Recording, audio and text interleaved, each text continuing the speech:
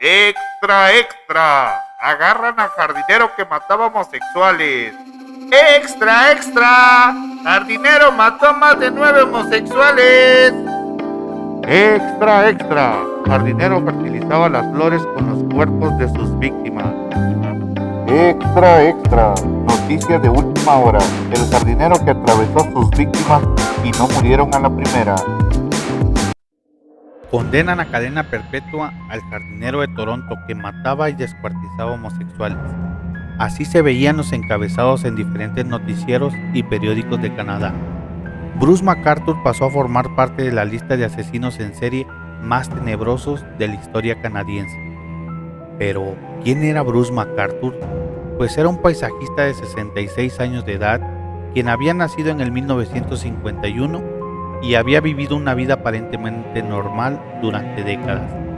Casado y padre de 2 hijos, quien habría trabajado en una tienda de ropa de hombres antes de ser jardinero, ya que el trabajar en esa tienda lo llevó a conocer diversas personas que en un futuro serían sus clientes.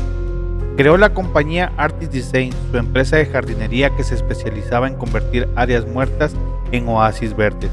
Durante años sus trabajos fueron creando una imagen para sus clientes, quienes lo veían como un hombre amable, respetuoso y profesional, ya que conocía cada planta, cada flor y cada técnica de jardinería. Esto lo llevaba a crear diseños que eran admirados en toda la ciudad, lo que lo llevaba a ser recomendado ampliamente, y así desempeñó su trabajo durante años detrás de esa fachada que creó. Pero nadie imaginaba lo que ocultaba, una realidad muy oscura, ya que frecuentaba los bares y diversas aplicaciones de cita del Village, el corazón de la comunidad LGBTQ de Toronto, donde se presentaba como una persona mayor y educada e inofensiva. La mayoría de los hombres que conocía eran inmigrantes recientes, personas de escasos recursos y personas que no tenían una estabilidad económica, y era el motivo por el cual estaban en estos lugares y prestaban sus servicios sexuales a hombres como Bruce. Uno de los primeros asesinatos de Bruce, con los cuales se inició su larga lista de asesinatos, fue en el año 2010. Su víctima fue Skandarak Navaratna, un hombre de 40 años que era originario de Sri Lanka, el cual un día desapareció sin dejar rastros, lo cual hizo que amigos, familiares y personas se preocuparan, y el cual reportaron como desaparecido al 911. A pesar de ser reportado como desaparecido, su caso no se le dio el seguimiento como cualquier persona, ya que al ser una persona que vivía en zonas marginadas, era el tipo de personas que a menudo su caso no reciben atención por parte de medios informativos y autoridades. Después de eso, al no darle seguimiento, McArthur se sintió tranquilo, ya que no le dieron seguimiento a su primer víctima. Fue con eso que pasaron 7 años y McArthur desarrolló un modus operandi refinado y calculado. Sus víctimas tenían perfiles similares, hombres de mediana edad e inmigrantes. Muchos de ellos eran adictos o personas sin hogar, que tenían conexiones con el baile. Y lo mejor de todo esto, y para él, es que cada cuerpo, cada persona que asesinaba, la hizo desaparecer sin dejar rastro. Kirush Nakumar Kanagaranta, de 37 años, quien fue asesinado entre el 2015 y el 2016, al igual que Navaranda, quien era originario de Sri Lanka y quien había llegado a Canadá buscando una nueva vida. Su desaparición fue tomada por el departamento de policía como el de una persona que de un día para otro decide desaparecer. Otras de sus víctimas fueron Abdul Dasir, Celine Sen, Andrew Kinsman, Mehit Kaiman, Dian Lisowski, Soroush Mahabni, todos ellos con el mismo perfil, muchos de ellos responsables, y es por eso que los familiares de algunos se alarmaron ante su desaparición. Hombres de entre 40 y 50 años de edad, inmigrantes refugiados de países iraníes y diversos países. Pero varios de estos casos no fueron alarmantes para las autoridades, tanto que pasaron desapercibidas por las autoridades canadienses. Pero fueron 2 desapariciones las que captaron la atención del departamento de policía. Una de ellas fue la desaparición de Selim Esen en abril del 2017, un hombre de 44 años de edad, originario de Turquía, y su desaparición fue reportada inmediatamente. Pero lo que finalmente los alarmó fue la desaparición de Andrew Kinsman, En junio del 2017, la que activó las alarmas, Kingsman, de 49 años, era un activista de la comunidad. Era meticuloso, responsable y mantenía contacto frecuente con amigos y familiares. Su desaparición repentina fue completamente de carácter misterioso.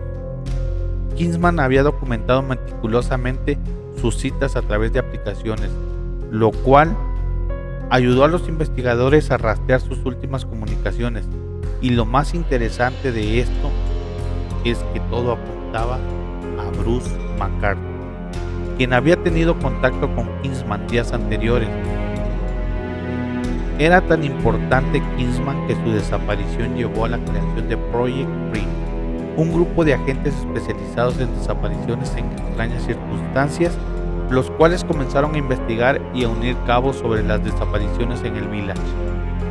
Este grupo de investigadores eran liderados por el inspector Hankin Sinka, el cual comenzó a seguir patrones que habían sido ignorados durante años.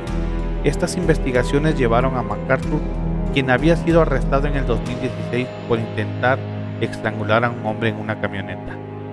Increíblemente habría sido liberado sin cargos después de que la policía consideró que era un incidente. Había sido un malentendido entre estas dos personas. Esta decisión de las autoridades fue la que permitió que McArthur continuara matando durante más de un año. Todo esto se intensificó cuando las autoridades comenzaron a rastrear las actividades de McArthur, lo cual los llevó a descubrir que había estado utilizando aplicaciones de cita para conocer a hombres y que varios de los desaparecidos habrían tenido contacto con él antes de desaparecer. Y fue en enero del 2018 cuando las autoridades tuvieron la suficiente evidencia para obtener una orden de arresto. Cuando la policía llegó a su departamento, las y los detectives encontraron una escena que los aterrorizó.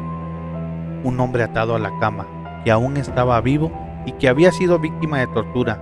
McArthur estaba a punto de cometer su 9ª víctima cuando la policía intervino, pero los secretos del jardín, el arresto de McArthur, la persona encontrada viva, fue solo el comienzo para descubrir todo lo que escondía este asesino serial. Después de una investigación que reveló la magnitud de sus crímenes, se giraron órdenes de búsqueda para registrar todas las propiedades donde McArthur había trabajado como jardinero, pero lo que encontraron los dejó sin palabras. En la casa de Maloru Crescent, donde McArthur había trabajado como jardinero durante años, los investigadores comenzaron a excavar en el jardín. Lo que encontraron confirmó sus sospechas, pues encontraron restos humanos desmembrados y enterrados en macetas y jardineras. Los cuerpos habrían sido meticulosamente desmembrados y los restos distribuidos en diferentes macetas. McArthur usó su conocimiento profesional de jardinero para crear tumbas elaboradas. Las plantas crecían sobre los restos humanos y habrían florecido durante años, alimentadas por los cuerpos de sus víctimas. Esto llevó a los investigadores a buscar en otras propiedades donde McArthur había trabajado. En total, los investigadores encontraron restos de 8 víctimas diferentes. Cada descubrimiento revelaba más detalles sobre la naturaleza calculada y sistemática de los crímenes de McArthur, el perfil de un asesino serial. Los psicólogos criminales que estudiaron el caso de McArthur identificaron varios factores que lo convertían en un asesino en serie, particularmente peligroso. A diferencia de muchos asesinos en serie que actúan impulsivamente, McArthur era meticuloso y paciente, ya que planificaba meticulosamente cada asesinato y tenía un método sofisticado para deshacerse de los cuerpos. Su trabajo como jardinero le proporcionaba la fachada perfecta, ya que tenía acceso a propiedades privadas, herramientas para excavación y desmembramiento, ya que con una motosierra es muy fácil desmembrar una persona. Esta fachada de jardinero lo hizo actuar durante años, ya que nadie sospecharía de un jardinero respetado, y que en su otra faceta sería un asesino serial. Las víctimas de McArthur siempre fueron personas marginadas, las cuales la policía no investigaría de la misma manera que una persona de un estatus social alto o medio. Pero fue el 29 de enero del 2019 cuando Bruce se declara culpable de haber asesinado a 8 personas. Gracias a que se declaró culpable, esto evitó un juicio largo, en el cual los familiares de sus víctimas podrían haber sido traumatizados con todas las evidencias que se presentarían en contra de McArthur.